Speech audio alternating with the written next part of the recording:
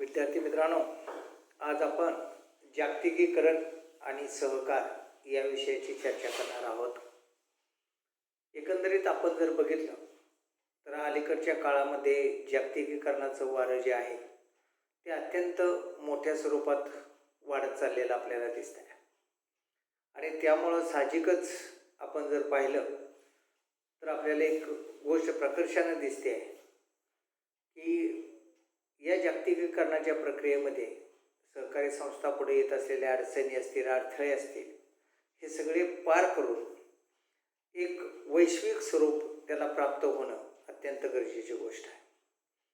एकंदरीत आपण जर बघितलं तर 1990 नंतर मुक्त व्यापाराचं धोरण स्वीकारण्यात आलं.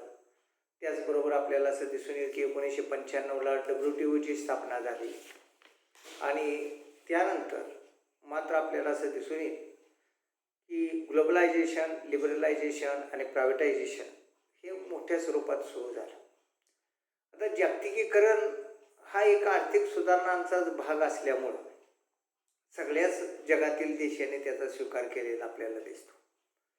आता हा स्वीकार करत असताना आपल्याला असं दिसून येईल की विविध देशांच्या भौगोलिक सीमापलीकडे जाऊन मुक्तपणे वस्तूंचा प्रभाव वाढत जावा, व्यापारातील अडथळे दूर व्हावेत, हा एक उद्देश त्याच्या पाठीमागचा आहे. त्याचबरोबर विविध देशामध्ये भांडवलाचा प्रभाव जो आहे तो मुक्तपणे तयार व्हावा किंवा एका देशातून दुसऱ्या देशामध्ये भांडवल सहजपणे जावं आणि त्यामुळं प्रत्येक देशाच्या आर्थिक विकासाला एक चांगल्या प्रकारचा हातभार लागावा, या दृष्टिकोनातून आपल्याला असं दिसून येईल की जागतिकीकरण हे महत्त्वपूर्ण ठरलेलं आपल्याला दिसतं. त्याचबरोबर तंत्रज्ञानाची देवघेव असेल किंवा आपल्याला असं दिसेल की त्याचाही विकास असेल, त्याची वाढ असेल किंवा ते एका देशातून दुसऱ्या देशामध्ये सहजपणे त्याचाही प्रवास व्हावा, या दृष्टिकोनातून सुद्धा एक आवश्यक वातावरण ह्या जागतिकीकरणामुळे तयार झालं. आणि त्याचबरोबर श्रमाचा सुद्धा विविध देशामधला जो मुक्त प्रवास आहे तो सुद्धा त्या प्रक्रियेतून चालू व्हावा, हे महत्त्वाचं आहे. आणि म्हणूनच आपण जर बघितलं तर जगातील विकसित देश असतील, विकसनशील असतील, अविकसित देश असतील, या देशातून चालणारा जो व्यापार आहे या व्यापारामध्ये आर्थिक वृद्धी व्हावी, त्याचबरोबर आर्थिक विकासासाठी आवश्यक असणारं जे भांडवल आहे, तंत्रज्ञान आहे, हे मुक्तपणे उपलब्ध व्हावं, या दृष्टिकोनातून आपल्याला असं दिसून येईल की जागतिकीकरणाचं महत्त्व जे आहे ते अनन्यसाधारण असलेलं आपल्याला दिसतं. आणि त्याचबरोबर आपल्याला असं दिसून येईल की सहकाराला सुद्धा एक चांगल्या प्रकारचा हातभार त्याच्यातून लागणार आहे. याचं कारण असं की सहकारी चळवळी जसजशा विकसित होत जातील, वेगवेगळ्या संस्था सहकारी निर्माण होत जातील, त्यांनासुद्धा लागणारं जे भांडवल आहे, त्यांनासुद्धा लागणारं तंत्रज्ञान आहे, त्यांनासुद्धा लागणारं जे श्रमबळ आहे हे सुद्धा, आणि त्यांच्यातून जे उत्पादित होणाऱ्या वस्तू आणि सेवा आहेत त्यांनासुद्धा एक जागतिक स्तरावरच्या बाजारपेठा उपलब्ध व्हाव्यात, या दृष्टिकोनातून आपल्याला असं दिसून येईल की जागतिकीकरणाचं महत्त्व हे सहकारामध्ये सुद्धा एक अनन्यसाधारण असल्याचं आपल्याला दिसतं. कारण जागतिकीकरणामुळं व्यापारावरची असणारी जी बंधनं आहेत ही बंधनं आपल्याला असं दिसून येईल की दूर होतात आणि त्यामुळं साहजिकच मुक्तपणे व्यापार करता येणं हे सहज शक्य होतं. आणि म्हणून संपूर्ण जगच एक आपल्याला असं दिसून येईल की बाजारपेठ होईल आणि व्यक्तीला अथवा संस्थेला किंवा अन्य देशाच्या मालाची निर्यात करून ही बाजारपेठ प्राप्त करता येईल, या दृष्टिकोनातून आपल्याला असं दिसून येईल की जागतिकीकरणाचं महत्त्व आहेच. त्याचबरोबर विविध देशामध्ये उद्योगधंदे काढणं असेल, व्यवसाय सुरू करणं असेल किंवा तंत्रज्ञान उपलब्ध करून देणं असेल, याही दृष्टिकोनातून आपल्याला असं दिसेल की जागतिकीकरणाचं महत्त्व आहे. आणि त्यामुळं जागतिकीकरण हे काही फारच मोठं सहकाराला मारक आहे असं नाही, उलट जागतिकीकरणामुळं सहकाराची आणखीन कक्षा ही वृंदावत जाईल. पण त्यासाठी आपल्याला असं दिसून येईल की काही सहकारी चळवळींच्या पुढं त्याच्या प्रकारची आव्हानंसुद्धा आहेत की जागतिकीकरणाची प्रक्रिया जसजशी वाढत चालली किंवा होत चाललं, आपल्याला असं दिसून येईल की जगामध्ये जी घेवदेव आहे ही या जागतिकीकरणाच्या प्रक्रियेतून मोठ्या प्रमाणात होऊ लागली. व्यवसाय असेल, व्यापार असेल, याची वृद्धी जी आहे ती अतिशय आपल्याला असं दिसून येईल की गतिमान झालेली आपल्याला दिसते. आणि त्यामुळं अनेक बहुराष्ट्र कंपन्या त्याच्यामध्ये आल्या, अनेकांनी उद्योग व्यवसाय सुरू केलेले आपल्याला दिसतात. आणि त्यामुळं एक व्यापार म्हणा, उद्योग म्हणा, याला एक गतिशीलता प्राप्त झालेली आपल्याला दिसते. आणि त्यामुळं सहकारी असणाऱ्या संस्थांना सुद्धा आपल्या असणाऱ्या या जागतिकीकरणामध्ये एक व्यावसायिक स्पर्धा करावी लागेल. ही सगळ्यात महत्त्वाची गोष्ट आहे. कारण आता प्रत्येकाला जर या जागतिकीकरणाच्या प्रक्रियेत टिकायचं असेल, आपला व्यवसाय वृद्धी करायचा असेल, व्यापार वाढवायचा असेल, तर आपल्याला असं दिसून येईल की विविध देशांच्या बाजारपेठा त्यांच्यासाठी खुल्या असणार आहेत. आणि तसंच विविध देशांना सुद्धा आपल्या देशाची बाजारपेठ सुद्धा खुली असणार आहे. त्यामुळं साहजिकच त्यांना या व्यावसायिक स्पर्धेमध्ये उतरावं लागेल. आणि या व्यावसायिक स्पर्धेमध्ये उतरत असताना आपल्याला असं दिसून येईल की त्यांना आपल्या शाखा वाढवाव्या लागतील, उत्पादनाचा दर्जा सुधारावा लागेल, तंत्रज्ञानामध्ये बदल घडवून आणावे लागतील, चांगल्या दर्जाच्या वस्तूंचं उत्पादन करावं लागेल, तरच या व्यावसायिक स्पर्धेमध्ये टिकू शकतील. त्याचबरोबर किमती कमी ठेवाव्या लागतील. आणि त्यामुळं हे एक आव्हान त्यांच्यापुढं फार मोठं आहे की या जागतिकीकरणाच्या असणाऱ्या प्रक्रियेमध्ये अनेक देशातील अनेक संस्थांशी त्यांना किंवा अनेक उद्योगांशी, व्यापाऱ्यांशी किंवा व्यावसायिकांशी स्पर्धा करावी लागणार आहे. आणि ही व्यावसायिक स्पर्धा ह्याच्यामध्ये टिकणं आणि ह्याच्यामधनं आपली वृद्धी करणं हे महत्त्वपूर्ण असलेलं आपल्याला दिसतं. आणि त्या दृष्टिकोनातून सहकाराला पावलं उचलावी लागतील. त्याचबरोबर गुणवत्ता व दर्जा यांचा विकास करणं अत्यंत महत्त्वाचं आहे. कारण शेवटी जागतिक बाजारपेठेमध्ये वस्तू जात असताना तेवढ्या गुणवत्तेच्या, तेवढ्या दर्जाच्या, तेवढ्या आवश्यकतेच्या, महत्त्वपूर्ण अशा प्रकारच्या वस्तूचं उत्पादन करणं अत्यंत गरजेची गोष्ट आहे. कारण त्याशिवाय ते शक्य नाही. कारण आपण जर बघितलं तर आता कुठली तरी वस्तू सहजपणे आपल्याला स्वस्तात तयार करणं किंवा त्याचा दर्जा नसणं, अशा प्रकारच्या वस्तूला ग्राहक मिळणं हे कठीण आहे. जशी बाजारपेठ विस्तारत जाते तसतसं आपल्याला असं दिसून की ग्राहकही त्याचा वाढत जातो. पण ग्राहक कधी वाढतो की त्या वस्तूची जर गुणवत्ता असेल, दर्जा असेल, तर मात्र आपल्याला असं दिसून येईल की त्याला चांगल्या प्रकारचा ग्राहक मिळतो. आणि म्हणून या सहकारी संस्थांना सुद्धा या जागतिकीकरणामध्ये आपल्या असणाऱ्या वस्तूंचा दर्जा किंवा उत्पादनाचा दर्जा जो आहे तो वाढवावा लागणार आहे. गुणवत्ता वाढीसाठी तशा प्रकारचे प्रयत्न जाणीवपूर्वक करावे लागतील. आणि आपल्या उत्पादनाची गुणवत्ता जी आहे त्या आंतरराष्ट्रीय बाजारपेठेतील असणाऱ्या इतर वस्तूंच्या तुलनेत ती गुणवत्ता राखणं किंवा त्याच्यापेक्षा जास्त गुणवत्ता निर्माण करणं, आंतरराष्ट्रीय स्तरावरती एक चांगल्या प्रकारचं उत्पादन राहील, अशा प्रकारचे आवश्यक बदल या संस्थात्मक उत्पादनांना करावं लागतील हे मात्र निश्चित.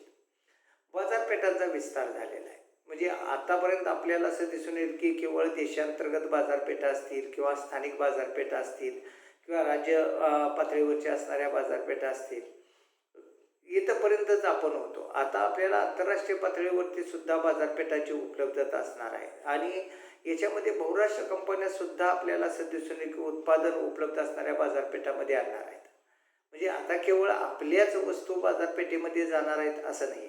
जगातील विविध देशात उत्पादित होणाऱ्या विविध प्रकारच्या वस्तू आणि सेवा या उपलब्ध असणार आहेत. त्यामुळं ग्राहकांना एक प्रकारची निवड करण्याची संधी त्यामध्ये असणार आहे. आणि या दृष्टिकोनातून आपल्याला असं दिसून येईल की सहकारी संस्थांनी सुद्धा मागे न राहता या असणाऱ्या उत्पादनामध्ये किंवा सेवेत वाढ करून उपलब्ध असणाऱ्या बाजारपेठा वाढवण्यावरती किंवा काबीज करण्यावरती भर देणं ही अत्यंत गरजेची गोष्ट आहे. आणि भारतातील असणाऱ्या सहकारी संस्था ग्रामीण बाजारपेठा मध्ये आपला उत्पादन टिकवून ठेवण्यामध्ये जशी भूमिका बजावू शकतात, तशाच पद्धतीनं राष्ट्रीय पातळीवरती कार्य करणाऱ्या संस्थांनी सुद्धा आपल्या उत्पादनासाठी इतर देशातल्या सुद्धा बाजारपेठा मिळवणं हे तितकंच आवश्यक किंवा तितकंच महत्त्वपूर्ण असणारं आहे.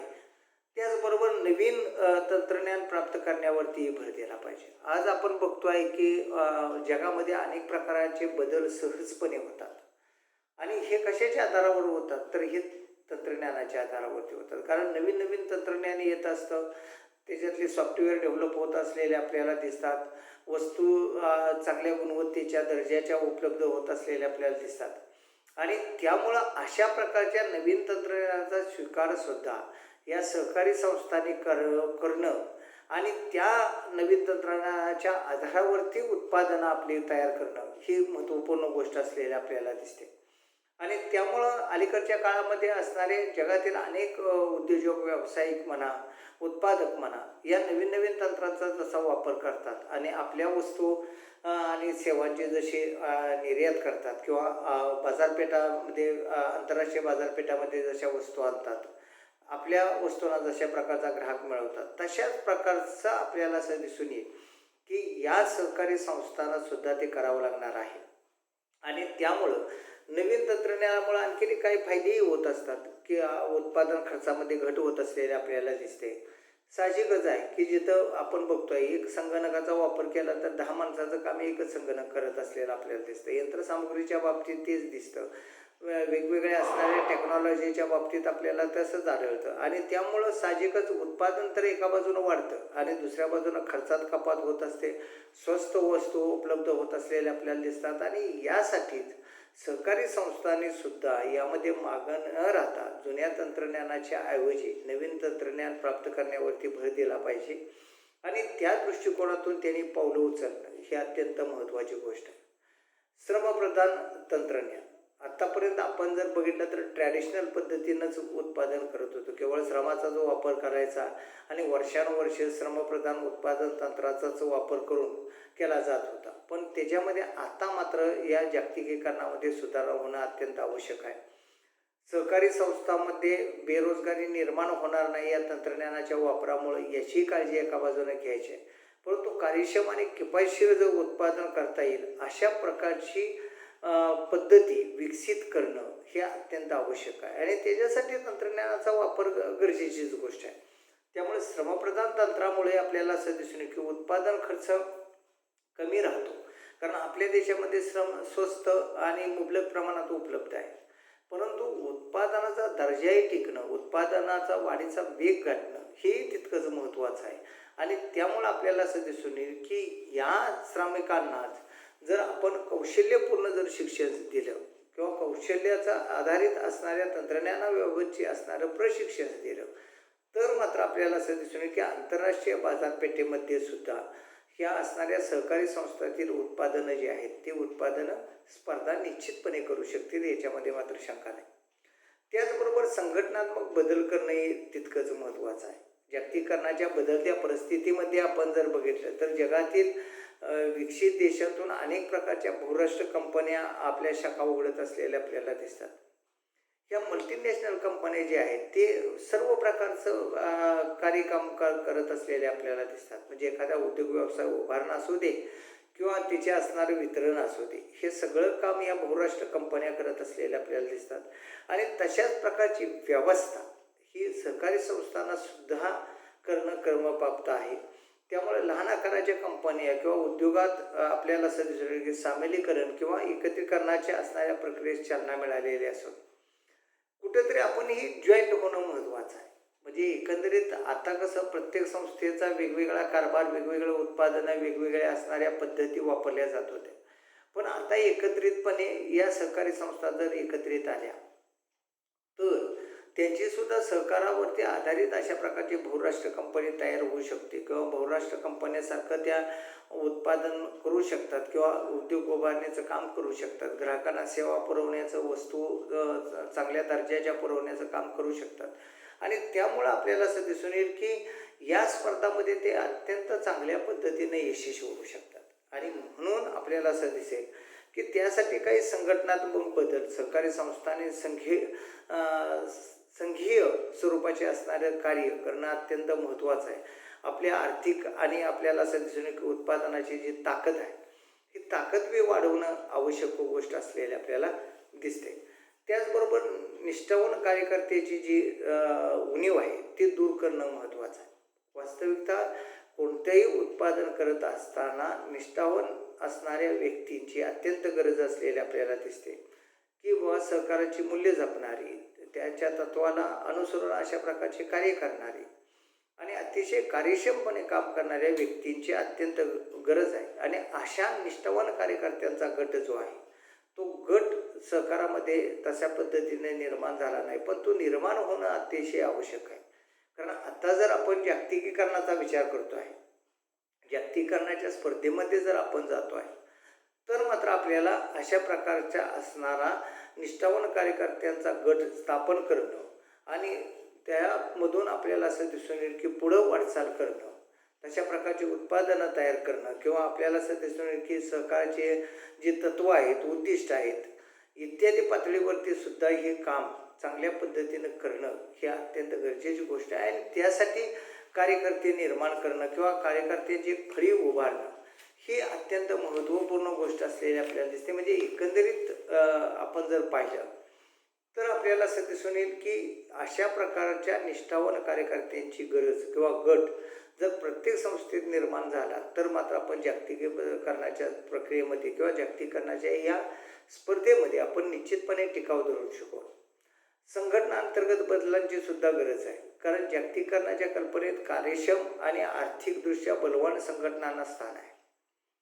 कारण इथं सगळ्यात महत्त्वाचं ॲक्टिवनेस पणा जो आहे तो असणं अत्यंत गरजेचं आहे. आणि नुसता ॲक्टिवनेसपणा नाही आहे तर इफिशियन्सी जी आहे ती त्याचा युटिलायझेशन अतिशय चांगल्या पद्धतीनं होणं, आर्थिकदृष्ट्या सक्षम होणं हे महत्त्वाचं आहे. आणि त्यामुळे देशातील अकार्यक्षम किंवा निष्क्रिय अशा प्रकारच्या लहान संस्थांचं विलिनीकरण करणं हे क्रमप्राप्त आहे.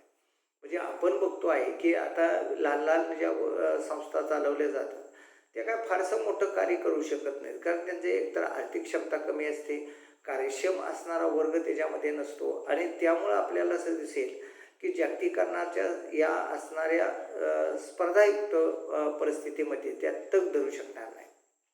आणि म्हणून मग या लहान संस्थांचं एकत्रीकरण करणं किंवा त्याच्यामध्ये सामिलीकरण मोठ्या संस्थांमध्ये करून घेणं आणि अकार्यक्षम ज्या संस्था आहेत त्या बंद करणं, कारण दुसरा मार्ग त्याच्यामध्ये नाही आहे, अशा स्वरूपाचे बदल स्वीकारणं ही सुद्धा एक काळाची गरज मानलेली आहे. आणि ती विद्यार्थी मित्रांनो सगळ्या क्षेत्रामध्ये येणार आहे. म्हणजे असं काही नाही आहे की केवळ हे सहकारामध्येच येणार आहे, हे इंडस्ट्रीमध्ये येणार, हे तुमच्या असणाऱ्या ॲग्रिकल्चर्समध्ये येणार, हे आपल्याला असं दिसून येईल की सेवा क्षेत्रात येणार. म्हणजे एज्युकेशन असेल, इन्शुरन्स असेल, बँकिंग असेल, या प्रत्येक टप्प्यामध्ये आता आपल्याला असं दिसून येईल की जिथं अकार्यक्षमता आहे, जिथं आपण चांगल्या पद्धतीनं सक्षमपणे कार्य करू शकत नाही, अशा संस्था हळूहळू काळानुरूप त्या बंदच कराव्या लागणार आहेत. आणि त्यामुळं त्यांना एकतर सक्षम गटात त्यांचं असणारं विलिनीकरण करावं लागेल अथवा त्यांना सक्षम बनावं लागेल, त्यांचा एक संयुक्त गट तयार करावा लागेल, तरच आपल्याला असं दिसून येईल की या संस्था त्यामध्ये टिकाव धरू शकतील. त्याचबरोबर चांगले असणाऱ्या स्वमूल्याधिष्ठित व्यवस्थापना निर्मितीचे एक आव्हान आहे. मॅनेजमेंटसुद्धा तितकंच महत्त्वाचं आहे. सहकारी संस्थाने आपल्याला असं दिसून येईल की सहकाराची मूल्ये आणि व्यावसायिक मूल्ये ही जोपासली पाहिजेत, कारण शेवटी कुठलीही गोष्ट ही मूल्यावरती अवलंबून असते. आणि त्यामुळं आपली जर मूल्य जपली गेली, सहकाराची मूल्ये असते ही जर जपली गेली तर मात्र आपण त्याच्यामध्ये चांगलं स्वतःहून आपल्याला असं दिसून येईल कार्याचं स्वतःहून मूल्यमापन करत असतो. व्यावसायिक क्षेत्रामध्ये आपलं स्थान, महत्त्व ओळखण्याचा, वाढवण्याचा प्रयत्न आपल्याला करावा लागेल. आणि त्यामुळं एक सहकारी संस्थेला बाजारात प्रतिष्ठा मिळवू शकतील किंवा प्रतिष्ठा मिळत जाईल अशा प्रकारचे एक वातावरण तयार होईल. आणि ह्याच्यासाठी मूल्याधिष्ठित व्यवस्थापन निर्मिती होणं महत्त्वाचं आहे की त्याच्यासाठी आपल्याला असं दिसून येईल की मेहनत करणं असेल किंवा त्या असणाऱ्या मूल्यांची जपणूक करत उत्पादन करणं असेल, क्वालिटी उत्पादन असेल, दर्जा असेल, किंवा आपल्याला असं दिसून येईल की त्याच्यामध्ये एक झुकून देऊन काम करण्याची जी क्षमता आहे ती सगळ्यात महत्त्वाची आहे. आणि ती जर निर्माण झाली तर साहजिकच आपल्याला असं दिसेल की सहकार हे त्याच्यामध्ये अत्यंत महत्त्वपूर्ण काम करेल किंवा अतिशय चांगल्या पद्धतीने यशस्वी होईल. व्यवस्थापनातील असणाऱ्या गतिमानतेच्या सुद्धा आपल्याकडे अलीकडच्या काळात समस्या असलेल्या आपल्याला दिसतात. कारण आपल्या व्यवस्थापनात एक साचेबंद असतो, त्या चौकटीत आपण काम करत असलेलं आपल्याला दिसतं. जसं आपल्याकडे एज्युकेशन सिस्टीमसुद्धा एक ट्रॅडिशनल पद्धतीचीच आहे, परंतु आता आपल्याला या कोरोनासारख्या महामारीनं एक नवीन टेक्नॉलॉजी शिकवलेलीच आहे की जे आज तुम्ही घरी बसून सुद्धा शिक्षण घेत आहात.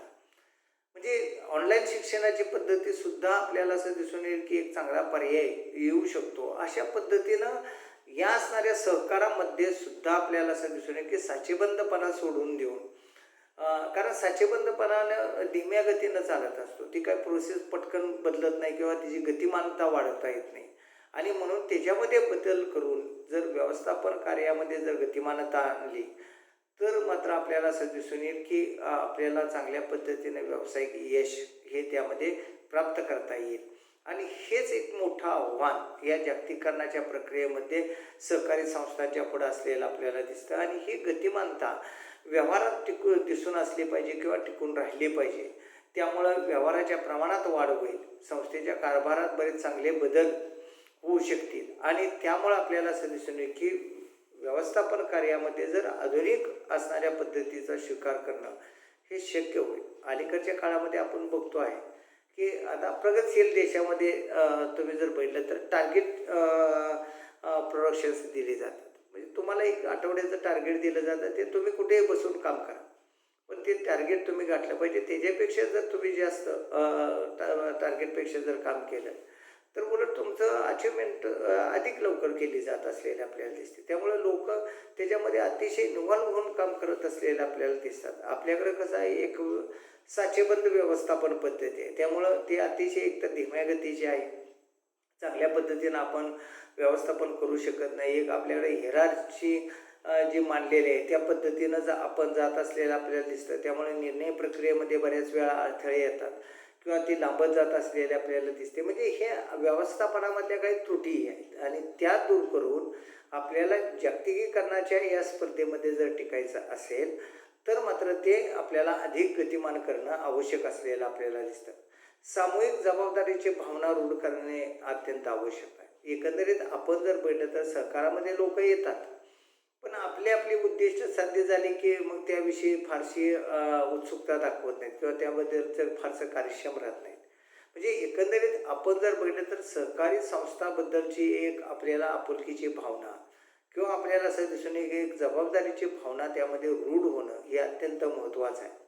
आणि त्याच्यासाठी आपल्याला असं दिसून येईल की व्यवस्थापनाने शिक्षण, प्रशिक्षण कार्यकर्त्यांना देणं, सभासदांना देणं, हे सामूहिक जबाबदारी पटवून देण्याचा त्याच्यामध्ये प्रयत्न करणं हे महत्त्वाचं आहे. त्यामुळे त्यांच्यात एक कर्तव्याची जाणीव निर्माण होईल आणि त्यातून संस्थेचा कारभार जो आहे तो पारदर्शीपणे चालवला जाईल. आणि तो पारदर्शीपणे चालवला जावा तरच संस्थेचा जो विकास आहे हा विकास व्हावा, या दृष्टिकोनातून सगळ्यांची एक भावना तयार होईल आणि त्याच्यामध्ये आपल्याला असं दिसून येईल की चांगल्या प्रकारचं यश आपल्याला मिळवता येईल. म्हणजे एकंदरीत आपण जर बघितलं तर आपल्याला असं दिसून येईल की सामूहिक जबाबदारीची भावना ही तयार होणं, त्याच्यासाठी शिक्षण असेल, प्रशिक्षण असेल, सभासदांना संस्थेच्या विषयीची माहिती देणं असेल किंवा संस्थेच्या विषयीची असणारी आपुलकी त्यांच्यामध्ये निर्माण करणं असेल किंवा कार्यक्षमता त्यांच्यामधली वाढवणं असेल, या गोष्टी होणं अत्यंत आवश्यक आहे. तरच या संस्था या जागतिकीकरणाच्या प्रक्रियेमध्ये टिकाव धरू शकतील. त्याचबरोबर तांत्रिक संशोधनावरती सुद्धा भर देणं अत्यंत महत्त्वाची गोष्ट आहे. म्हणजे आपण जर बघितलं तर रोज एक नवीन नवीन काहीतरी वस्तू व सेवा बाजारपेठेमध्ये येत असलेले आपल्याला दिसतात. आणि याचं कारण काय, तर आपल्याला एक प्रकर्षानं गोष्ट दिसते, ते म्हणजे नवीन टेक्नॉलॉजीचा वापर होत असल्यामुळं साहजिकच नवीन उत्पादनं येत असलेले आपल्याला दिसतात. आणि जागतिकीकरण सुद्धा याच टप्प्यावरती काम करत असलेलं आपल्याला दिसतं. आणि म्हणून सहकारी संस्थांनी सुद्धा शेतमाल प्रक्रिया पतपुरवठ्याच्या बाबतीत असेल किंवा विपणन कार्यापुरतेच आपलं लक्ष मर्यादित न ठेवता तांत्रिक संशोधनावरती सुद्धा भर देणं महत्त्वाचं आहे. म्हणजे केवळ पतपुरवठा केला किंवा केवळ आपल्याला असं दिसून येईल की विपणन केलं आणि सहकाराचं कार्य संपलं असं होत नाही. आणि त्यामुळं त्याच्यामध्ये नवीन नवीन पद्धती आणणं, नवीन तंत्रज्ञान त्याचा वापर करणं हे आवश्यक आहे. आणि म्हणून त्यासाठी आवश्यक ती तयारी करून भात, गहू असेल, ऊस असेल, कापूस असेल किंवा आपल्याला असं फळफळावर असेल किंवा आणखीन काही कमी पाण्यावरती येणारी उत्पादनं असतील, कमी वेळेत ज्यादा उत्पादनं देणाऱ्या जाती असतील, बी बियाणं असतील, तर त्याचं संशोधन करणं हे आवश्यक आहे. आणि अशा उत्पादनं घेऊन त्याच्यावरती प्रक्रिया करणं, ते अधिक काळ टिकून कसं राहील या दृष्टिकोनातून आपल्याला असं दिसेल की उत्पादनं करणं हे महत्त्वाचं आहे आणि त्याबाबतचं संशोधन होणं आवश्यक आहे. एका बाजूला आपल्याला काय होतं, उत्पादन वाढत जातात, पण दुसऱ्या बाजूला त्याच्यावरती प्रक्रिया करणाऱ्या संस्था चांगल्या प्रकारच्या नसतात आणि त्यामुळं आपण जास्त काळ माल टिकवून ठेवू शकत नाही. कारण शेतमाल हा शीघ्रनाशी असलेला आपल्याला दिसतो, पण प्रक्रिया केली तर अनेक दिवस त्याचा वापर करता येत असलेला आपल्याला दिसून येतो. म्हणून या प्रक्रिया तंत्रज्ञानामध्ये सुद्धा बदल होणं हे अत्यंत महत्त्वपूर्ण गोष्ट असलेली आपल्याला दिसते. बाजारपेठांचं संशोधन होणंही तितकंच आवश्यक असलेलं आपल्याला दिसून येतं. म्हणजे सहकारी संस्थांनी बाजारपेठाविषयीचा आपला दृष्टिकोन बदलून म्हणजे स्थानिक बाजारपेठेपुरता किंवा आपल्या असणाऱ्या राज्याच्या बाजारपेठेपुरता किंवा ह्या असणाऱ्या कृषी मार्केटपुरताच मर्यादित न ठेवता आता जागतिक स्तरावरती आपलं उत्पादन कशा प्रकारचं जाईल आणि विविध देशातून आपल्या वस्तूंना कशा प्रकारची मागणी येईल यासाठी प्रयत्न करणं आवश्यक आहे. बाजारपेठांचा विस्तार हे अत्यंत महत्त्वाचं आहे आणि त्यासाठी मग अशा बाजारपेठांचं संशोधन करणं किंवा त्या बाजारपेठा शोधून काढणं आणि आपल्या असणाऱ्या उत्पादनाचा आकार असेल, गुणवत्ता असेल, याच्यात कोणत्या प्रकारचे बदल करणं आवश्यक आहे हे शोधणं, तशा प्रकारचे बदल करणं, विदेशी बाजारपेठांचा अभ्यास करून तिथल्या ग्राहक वर्गांच्या गरजा नेमक्या काय आहेत, त्या कशा पूर्ण करता येतील या दृष्टिकोनातून पावलं टाकणं हे अत्यंत महत्त्वाचं आहे. आणि अशा प्रकारचे उत्पादनं तयार करण्यावरती भर देणं आवश्यक आहे. साधा चायनासारखा देश बघा, आपल्या देशामध्ये अत्यंत इलेक्ट्रॉनिक वस्तू स्वस्तात विकत असलेला आपल्याला दिसतो. लहान मुलांची खेळणी असतील हे चायनामधून येत असलेले आपल्याला दिसतात. आपण म्हणतो चायना आहे काय फार टिकत नाही, पण टिकत जरी नसलं तरी स्वस्त आहे. लोकांना आपल्या देशातील असणारी जी सीमांत उपभोग प्रवृत्ती आहे किंवा लोकांचं जे आर्थिक उत्पन्न आहे त्या आर्थिक उत्पन्नामध्ये त्या वस्तू त्यांच्या बसतात आणि त्यामुळं लोक असा विचार करतात की आत्ता माझी गरज भागते ना, आत्ताच्या गरजेपुरती ती वस्तू उपयुक्त आहे ना, आणि म्हणून लोक त्या वस्तू वापरत असलेल्या आपल्याला दिसतात. साधं LED दिवे बघा की आत्ता मला त्याचा प्रकाश मिळतो आहे, भले ते 6 महिने टिकत असतील, पण 25 रुपयाला मिळालेली वस्तू 6 महिने टिकली तर माझ्यासाठी खूप झाली असे म्हणणारे लोक आहेत. त्यामुळं इथल्या असणाऱ्या भारतीय वस्तूला 150-200 रुपये देण्यापेक्षा 25 रुपये ही माझी उत्पन्नाची पातळी आहे, माझ्या उत्पन्नाच्या पातळीमध्ये ते बसतंय आणि म्हणून मी ती खरेदी करत असलेलं आपल्याला दिसतंय. म्हणजे आम्हाला एका बाजूला किमती कमी ठेवाव्या लागतील, ग्राहकाच्या गरजा नेमक्या काय आहेत त्या शोधाव्या लागतील आणि तशा प्रकारची उत्पादनं करण्यावरती आम्हाला भर द्यावा लागेल. ही सुद्धा एक काळाची गरज आहे आणि उत्पादनांना व्यापक बाजारपेठा मिळवून सहकारी संस्थांना पुरेसं यश मिळवता येईल. म्हणजे चांगल्या प्रकारचं यश जे आहे ते सहकारी संस्था याच्यामध्ये साध्य करू शकतील, चांगल्या प्रकारचं उत्पादन घेऊ शकतील. त्यामुळं एका बाजूला स्पर्धा आहे, एका बाजूला आपल्याला असं दिसून येतं की संधी आहे. अशा दोन्ही गोष्टी आहेत, आव्हानं आहेत आणि ह्या आव्हानातून जर आपण पुढं गेलो तर आपल्याला असं दिसून येईल की खऱ्या अर्थानं संध्या उपलब्ध होत असलेल्या आपल्याला दिसतात. त्यामुळं आता आपण बाजारपेठेचा विचार करत असताना केवळ स्थानिक बाजारपेठा किंवा केवळ देशांतर्गत बाजारपेठा किंवा राष्ट्रीय बाजारपेठेचा विचार न करता आपल्याला आंतरराष्ट्रीय पातळीवरचा सुद्धा विचार या सहकारी संस्थांना निश्चितपणे करावा लागेल. त्या दृष्टिकोनातून आपल्याला असं दिसून येईल की या सहकारी संस्थांना पावलं टाकावी लागतील, तशा प्रकारची उत्पादनं निर्मिती करावी लागेल आणि तरच आपल्याला असं दिसून येईल की या जागतिकीकरणाच्या प्रक्रियेमध्ये सहकारी संस्था खऱ्या अर्थानं यश मिळवतील. अन्यथा मात्र त्यांच्यापुढे एक चांगल्या प्रकारच्या व्यावसायिक स्पर्धा निर्माण होतील आणि या स्पर्धेमध्ये टिकणं हेच खरं भारतातील असणाऱ्या सहकारी संस्थांच्या पुढचं प्रमुख आव्हान असणार आहे.